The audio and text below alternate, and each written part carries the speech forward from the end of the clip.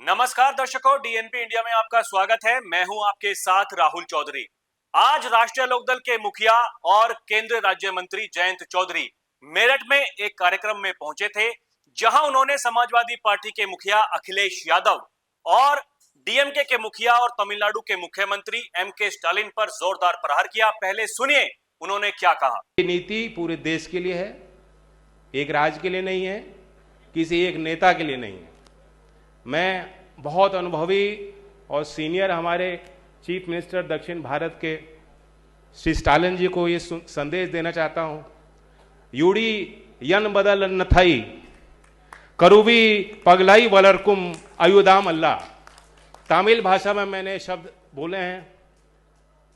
इतनी सुंदर भाषा है और इसका यह अर्थ ये निकलता है कि language is a tool for fostering friendship, it's not a weapon for fostering एनिमिटी।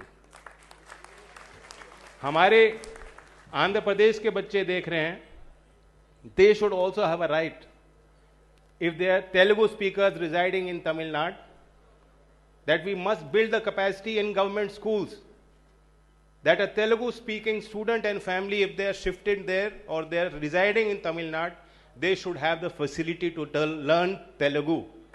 भारतीय भाषाओं के प्रति हमारे उत्तर प्रदेश के भी एक बड़े दल की जो पहले कोशिश रहती थी, तमाम प्रयास रहते थे भारतीय भाषाओं के पक्ष में और हिंदी के पक्ष में जो लोग और नेता बोलते थे, आज उनकी लाइन बिल्कुल राष्ट्र नीति के विपरीत मुझे दर्शाई दी गई। हालांकि वो अफसर नहीं है, लेकिन ये चीज मैं फ्लैग करना चाहता था। आप सब बुद्धिजीवी हैं और आप जानते हैं कि आज सरकार किस पॉलिसी को लेकर चल रही है। दरअसल जयंत चौधरी ने आज मेरठ में स्वावलंबिनी महिला उद्यमिता कार्यक्रम का शुभारंभ किया। इस दौरान उन्होंने ये जो बातें कही हैं वो इसलिए बतानी जरूरी है क्योंकि पिछले काफी दिनों से हम ये देख रहे हैं कि एक दक्षिण बनाम उत्तर और हिंदी बनाम स्थानीय भाषा का एक युद्ध भारत में शुरू हो गया है। इसकी शुरुआत एमके स्टालिन ने की। उनका ऐसा कहना है कि ये जो न्यू एजुकेशन पॉलिसी है ये कुछ राज्यों पर जबरदस्ती थोपी जा रही है। उनका ऐसा कहना है कि हम केंद्र की इस एजुकेशन पॉलिसी को स्वीकार नहीं कर सकते और बीते दिनों जो समाजवादी पार्टी के मुखिया अखिलेश यादव हैं, उन्होंने भी ऐसा कहा था कि सरकार की ये जो न्यू एजुकेशन पॉलिसी है इसको हम बर्दाश्त नहीं कर सकते हैं और इस मामले में हम समाजवादी पार्टी के जो लोग हैं या समाजवादी पार्टी के जो नेता हैं वो एमके स्टालिन यानी कि जो डीएमके जो पार्टी है उसके साथ में है। तो देखिए ये जयंत चौधरी की तस्वीरें हैं। आज जो पहुंचे थे इस कार्यक्रम का उद्घाटन करने के लिए, ये तमाम तस्वीरें उस प्रोग्राम की हैं। जिस तरीके से ये जो कार्यक्रम है उसका शुभारंभ किया गया जयंत चौधरी के द्वारा और इसी दौरान जयंत चौधरी ने ये बातें कही हैं। उनका ऐसा कहना है कि आप देखिए अपने निजी स्वार्थ के लिए राष्ट्र विरोध का काम नहीं कर सकते हैं। पिछले कई दिनों से हम ये देख रहे हैं कि राष्ट्रीय लोकदल के नेता लगातार इस बात का विरोध कर रहे हैं और ये कह रहे हैं कि जो समाजवादी पार्टी और जो इंडी गठबंधन की दूसरी पार्टियां हैं वो इस बात पर चुप क्यों हैं। समाजवादी पार्टी के जो नेता मुलायम सिंह यादव उनके संस्थापक थे, वो लगातार हिंदी की वकालत करते रहे थे, लेकिन अब अखिलेश यादव इस बात पर चुप है। तो इससे पता चलता है कि वो हिंदी भाषा का विरोध कर रहे हैं। सही मायने में कहें तो वो राष्ट्र विरोध वाला काम कर रहे हैं। कुछ तस्वीरें आपको दिखाते हैं। जिस तरीके से देखिए उसके बाद में जो जयंत चौधरी जो मुखिया हैं राष्ट्रीय लोकदल के, उन्होंने अपने ट्विटर पर एक ट्वीट किया और कहा कि मान्यवर श्री स्टालिन जी, आपके अवतरण दिवस के शुभ अवसर पर आपको बधाई और मैं दीर्घ आयु की कामना करता हूं। इसके साथ में जो इन्होंने ये देखिए तमिल भाषा में भी इसी बात को लिखा है। यानी कि अक्सर हम देखते हैं कि जयंत चौधरी जब कुछ लिखते हैं तो वो अंग्रेजी का इस्तेमाल करते हैं। खासकर जब हम देखते हैं कि दक्षिण भारत को लेकर के कुछ वो लिखते हैं तो वो अंग्रेजी का इस्तेमाल करते हैं। लेकिन आज जो उन्होंने लिखा है वो देखिए यहाँ पर हिंदी में लिखा है और उसके बिल्कुल ठीक नीचे यहाँ पर तमिल भाषा में लिखा है। यानी एक तरीके से वो एक संदेश दे रहे हैं कि देश को हिंदी की जरूरत है। इसके अलावा आप अपनी जो स्थानीय भाषा है उसका तो इस्तेमाल कर ही सकते हैं। और देखिए यहाँ पर मजे लेते हुए जो पार्टी के प्रवक्ता हैं रोहित अग्रवाल, उनका ऐसा कहना है कि जन्मदिन की हार्दिक शुभकामनाएं, हम प्रभु से प्रार्थना करते हैं कि आपको सद्बुद्धि भी प्रदान करे। तो यहां पर रोहित अग्रवाल को अक्सर देखा जाता है कि वो इसी तरीके से मजे लेते हैं, वो किसी भी पार्टी की तरफ जब हमला करते हैं।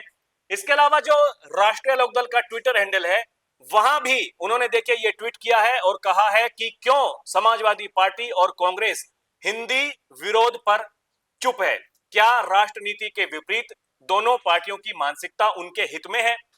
इसके अलावा एक और ट्वीट किया है जहां पर जो आज जयंत चौधरी बोले हैं, इनको दिखाया गया है कि क्या उन्होंने कहा है और लिखा है कि एम के स्टालिन जी आपके लिए एक संदेश।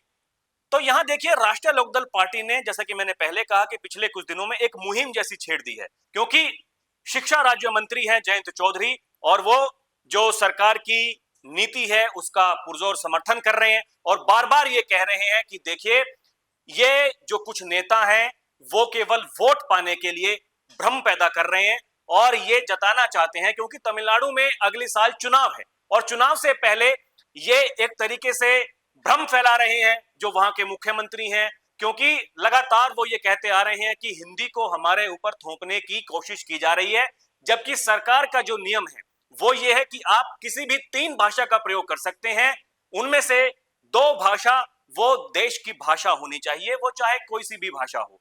एक अंग्रेजी आप ले सकते हैं और 2 जो भाषा हैं वो देश की 2 भाषा होनी चाहिए। तो ये चुनाव से पहले एक भाषाई युद्ध यहां पर हमें होता हुआ दिखाई दे रहा है। और देखिए ये बीते कल की तस्वीरें हैं जब यहां पर राष्ट्रीय लोकदल के जो नेता हैं वो विधानसभा पहुंचे थे अपने हाथ में इस तरह की तख्तियां लेकर के, और जो अनिल कुमार कैबिनेट मंत्री हैं इन्हीं की अगुवाई में ये पूरा का पूरा कार्यक्रम रखा गया था। इसमें साफ साफ लिखा हुआ है कि अखिलेश यादव जवाब दो, हिंदी से आपको क्या दिक्कत है, और समाजवादी पार्टी हिंदी विरोधी क्यों है, जवाब मांग रहे हैं लगातार। तो जो मेन जो बात है वो ये है कि एम के स्टालिन इसका विरोध कर रहे हैं, लेकिन सबसे बड़ी बात यह है कि समाजवादी पार्टी के जो मुखिया हैं अखिलेश यादव, वो समर्थन कर रहे हैं एम के स्टालिन का। और यहां पर एक बात और भी बतानी जरूरी है कि उनके जो पिताजी थे मुलायम सिंह यादव, जैसे कि मैंने पहले भी आपको बताया कि वो लगातार हिंदी की वकालत करते रहते थे और ये कहते थे कि हिंदी को बहुत जरूरी है लोगों तक पहुंचाना, और जो हिंदी जानते हैं वो अक्सर ये कहा करते थे कि वो हिंदी में बात किया करें, वो भले ही सदन में, चाहे वो लोकसभा हो, राज्यसभा हो या फिर विधानसभा हो, विधान परिषद हो, उनका ऐसा मानना था कि जो लोग हिंदी में बात कर सकते हैं उन्हें हिंदी में बात करनी चाहिए। और अब क्योंकि जयंत चौधरी लगातार इस मुद्दे को उठा रहे हैं, आगामी दिनों में यह मुद्दा कहां तक जाएगा और कितना गरमाएगा उसका रहेगा इंतजार। अभी के लिए इतना ही, आप देखते रहें डीएनपी इंडिया। नमस्कार।